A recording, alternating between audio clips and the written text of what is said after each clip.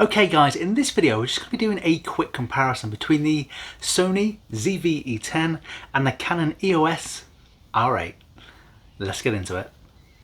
Okay guys, so here we are. So we've got the Canon EOS R8 on the left hand side here and the Sony ZV-E10 on the right hand side.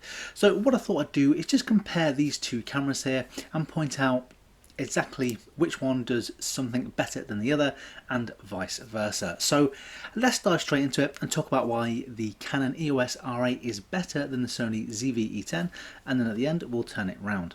So for the Canon EOS R8, it has more focus points. In fact, it has 628 more focus points than the Sony. So the R8 has 1053 versus the 425 of the Sony, so that might be something to consider here. It's also weather sealed or splash proof. It has higher maximum expanded ISO, and it also has 2 times better video recording quality. That comes in at 2160 by 60 frames per second versus the Sony's 2160 by 30 frames per second. So I mean, all in, the Canon EOS R8 is a fantastic camera, but at this point you might be thinking, how is the Sony ZV-E10 possibly going to compete? Is there any categories which it actually comes out on in top? Well, there actually are, and that might surprise a lot of people, but the Sony ZV-E10 is better than the Canon EOS R8 in terms of its battery, so it has a longer battery life. I didn't really notice this until I started researching it, but it does in fact have the better battery. It also has 1.83 faster shooting at highest resolution with AF versus JPEG format, coming at 11 frames per second versus the Canon 6.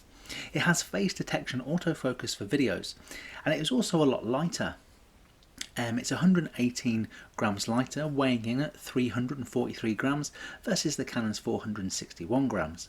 Now, with all of this together, that actually means that it has 58.5% less body volume. But there are a few things that you should be looking out for. And for me, that video recording quality of the Canon there really does set it apart, as well as its additional focus points and higher expanded maximum ISO. But it's all going to come down to personal preference at the end of the day. These two cameras are absolutely fantastic, so it's going to come down to you, but you won't go far wrong with either of them.